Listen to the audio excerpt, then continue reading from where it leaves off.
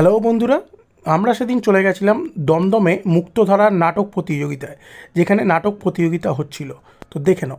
कहीं लौट कर कहीं मिलता है यहाँ सब कुछ एक मिलता नहीं दिल इंसान नहीं कहीं नाम निशान जरा हट के जरा बच के ये है बॉम्बे मेरी जान मुश्किल जीना यहाँ जरा हट के जरा बच के ये है बॉम्बे मेरी जान